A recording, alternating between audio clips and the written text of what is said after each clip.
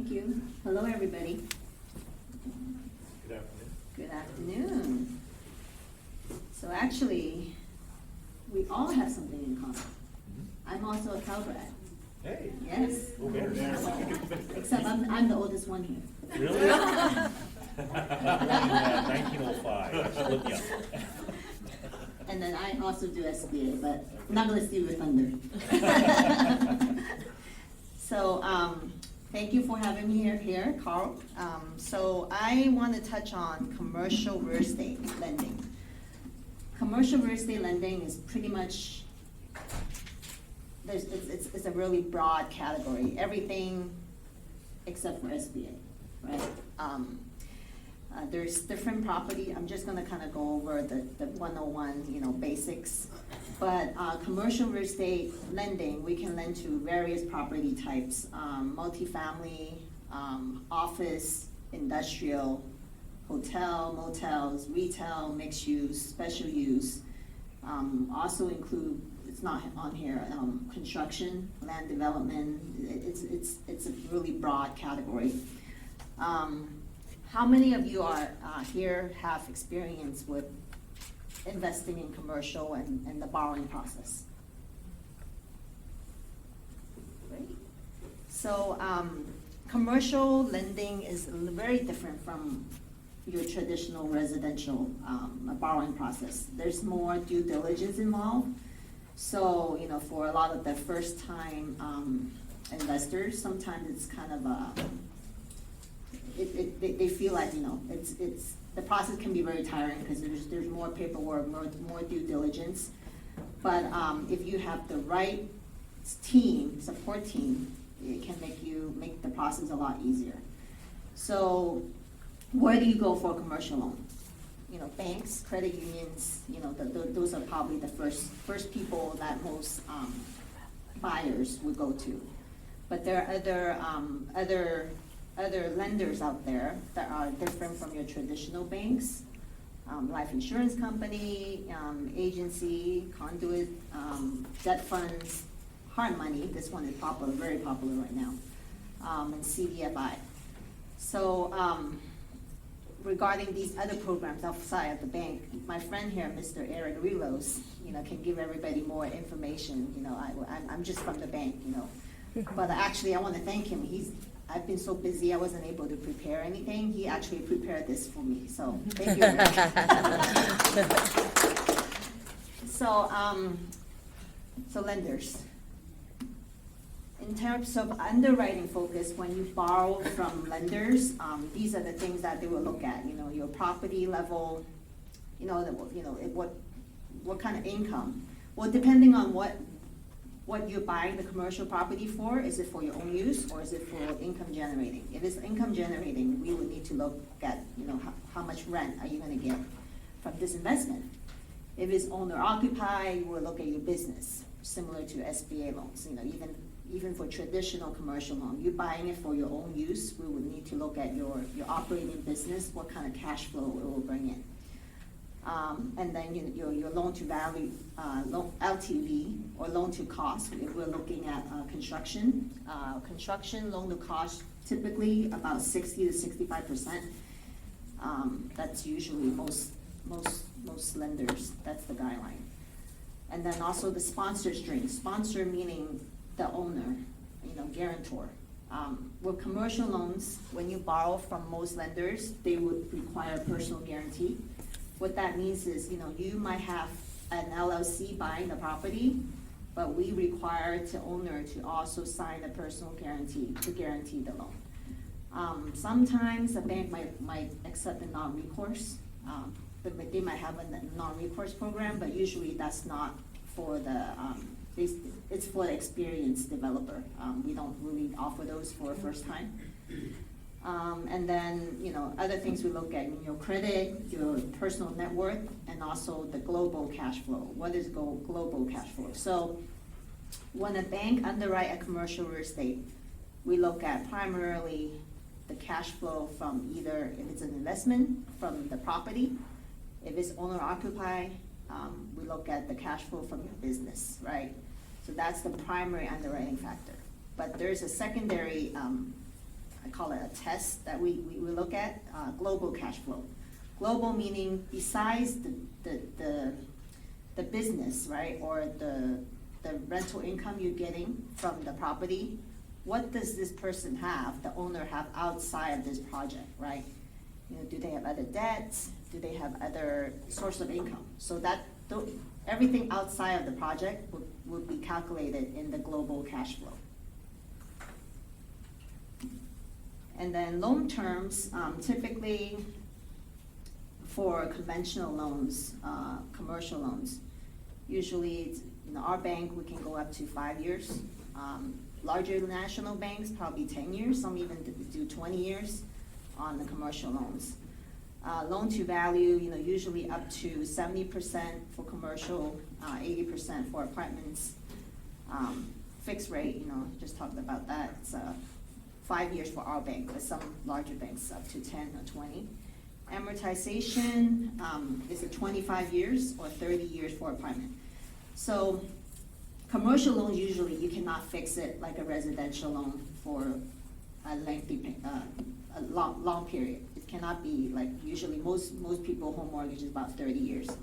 Commercial loan, usually there's a balloon payment. So what that means is they'll amortize the loan for 25 or 30 years, but it's gonna be due in either 3, 5, 7, and 10. So what that means is at the end of the term, you're gonna have a balloon balance, right? Either you have to refinance or pay it off. So, and the reason commercial loans, usually it's they don't really fix it for extremely long because there's more risk to it. You know, it's an investment, right? Most commercial building, people buy it for, it's not a home where they will live in there forever. It's something they want to either generate income or for their business. So usually most people, there's always some changes in 5 to 10 years. So that's why most banks, they don't fix it for longer than that. And then there's always a prepayment structure to commercial loan. Usually it's for our bank, 5-year fix is like a 5, 4, 3, 2, 1 structure, but that's negotiable. If we have a very strong sponsor, it could be less than that. And then again, most loans are recourse, meaning the owner needs to provide a personal guarantee. And then there's due diligence fees. What are those? So, you know, as I mentioned earlier, when you go into buying a commercial property, it's not, it's very different from residential buying a home. There's other, you know, besides ordering the appraisal, there are other reports that we have to order. Environmental report is, you know, it's something you must order for commercial properties. And my friend here, Mr. Rich Kim, is this expert. He's an engineer. I've known him for a long time. So it's something that, you know, a lot of my first-time commercial buyers, they're shocked when they hear that. What do you mean by environmental report? Because usually those reports are, depending on what level of the reports, anywhere from 1,500 up to 20, 10, about, yeah. It could be more, it depends on what they find. So what the environmental report is, they let's say you buy a commercial property. It used to be a gas station or dry cleaner. They probably have to do a deeper dive than just like a transaction, or just, you know, they probably have to dig into the soil and do some sampling. So that's when it gets expensive. It's about $10,000 for like they call it a phase 2 report. But if they find something, you know, like a tank or something where they have to remove it, it can go upwards to 6 figures, I've seen. So these are the things that when you go into commercial properties, you need to kind of think about, you know, also ask the right questions, ask the seller, right? You know, we were just talking about this before the presentation. Sometimes there is a lot of cash buyers, right? Usually the environmental report requirement it's only required by lenders. Now all banks require that in order to give you a loan. But when you run into cash buyers, right, they're like, oh, I'm paying cash. I don't want to do the due diligence because it costs money. That's actually not a good move. I mean, I have seen actually clients of mine where they bought the property like 20 years ago with cash, They think that it will be faster, just pay cash, I don't have to do any due diligence required by the bank. They bought it, and then 20 years later, they're trying to sell it. The buyer goes to a bank, asks for a loan, and the bank does the due diligence or the environmental. There's like a tank underneath, so they're stuck with it. So sometimes, you know, for cash buyers, I would recommend them to even though it's not required, but for your peace of mind, you should talk to Rich. All right, so timeframes. So usually closing timeframes, typically 60 days for commercial deal, just because there's more due diligence that have to be done. Appraisal contingency, about 21 to 30 days. Loan contingency, 30 to 40 days, and closing up to 10 business days after final approval. So 60 days is typical. If there's construction involved in your request, sometimes it might take longer because we need all the plans, at least the estimate from a contractor to be included in the appraisal to order the as complete. So if there's construction involved, you know, it might take longer depending on, you know, how fast your contractor can give you the bids. And then, yeah, so that's in a nutshell the commercial process. Any questions?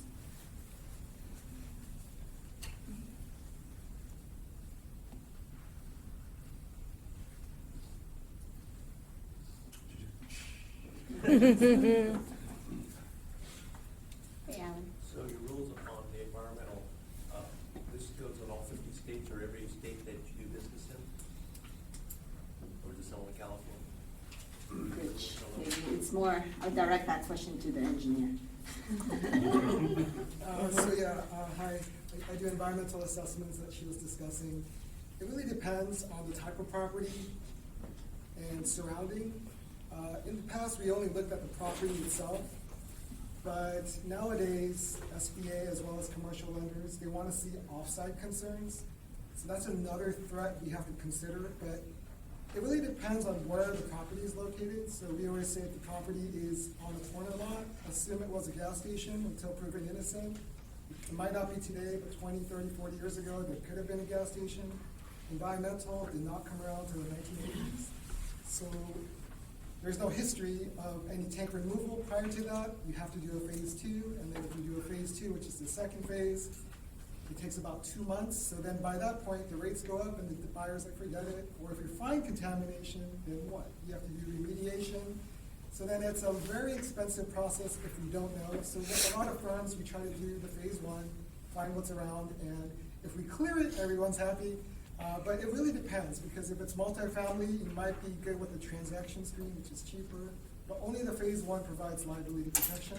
So it's the most safe sound method, because it's usually, you'll see it around $2,200, $2,500. And for like $1 million property, some people are like, wait, that's too expensive, let's skip. But if we do the cheaper assessments and we miss something, just like a cash buyer that doesn't do environmental, we're still stuck with that liability. So I always suggest a phase 1 if you're going to do it, but it's something that I don't know why residential doesn't do it, because you spend a lot of time at home, and there's no requirement for that, but a lot of San Jose is contaminated, and I can share the website, and you might be shocked that your house might be over a plume. But yeah, it's just something that I know.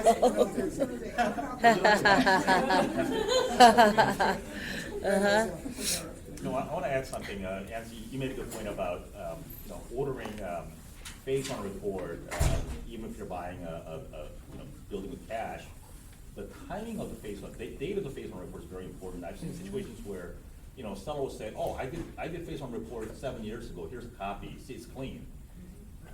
I've seen, which Rich can attest, state of California is so restrictive, and environmental regulations guideline changes almost every year or two, it seems like, and it gets more and more restrictive, where an assessor like Rich could say 7 years ago or 5 years ago, the property is clean, no further action required. That's the magic phrase we look for as a lender. But if you do it now, because the tolerance for regulation has been gotten worse and worse, that he may be forced to say that further action needed or phase 2 is needed. And that's where, as cash buyers, you have to really be careful. Yeah. So if you're lending on a multifamily property, and it's right next to a gas station, and the gas station is causing an environmental issue where like you had a leaking tank, you know, it's leaked over into ground underneath the multifamily, will you guys still lend on it? Will the lender still lend on it? We will lend on it if Rich gives me a no further action report. Yeah, in that case, it depends where the contamination is. If it could be next to a gas station, but if the contamination flows to your property, then no. If it flows the other way, then we can argue. Every lender is different. They have their own guidelines. There's some stricter lenders than others.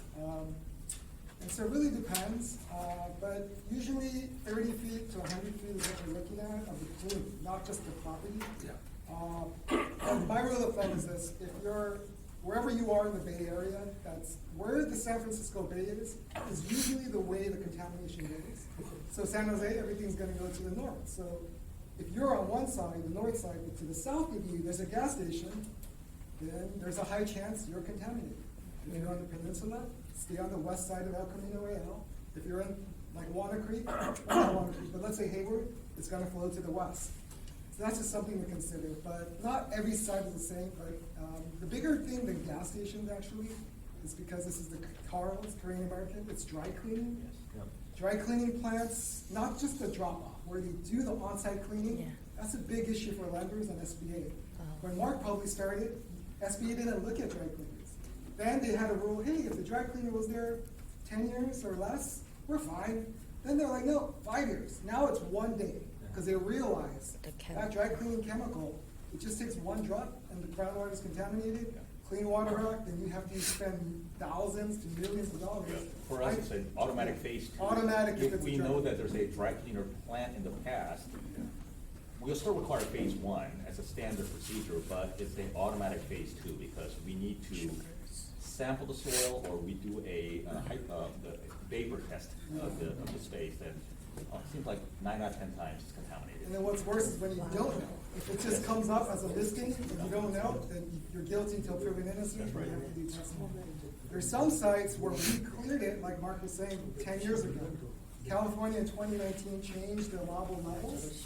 So it would be like changing the speed limit from 65 miles per hour to less than 5 of the allowable levels of contaminants. You could have a clean phase 2 from 10 years ago, doesn't pass today. We could have done it. We have to override our conclusion. So if you're trying to refinance, we're like, maybe you should stick to the loan because you're not going to get the money. And we're going to find something because we in the old days, soil and groundwater, now it's soil vapor. So it's a big one. Yeah. So don't buy near dry clean and gas station. Just email me out to you. Richard's gonna be getting a lot of emails today. Can't you just get like credit underwriting waiver? I mean, you had like a clean report, right?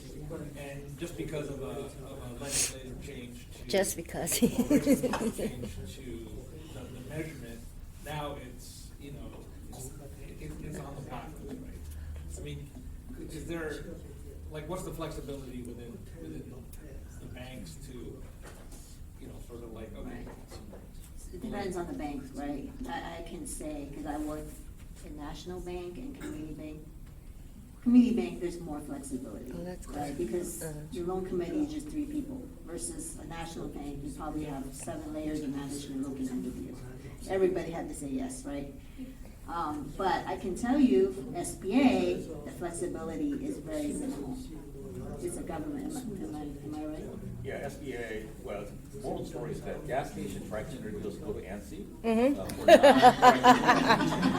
Got it. Well, actually, let's rephrase that. Whatever you cannot do, it comes to me.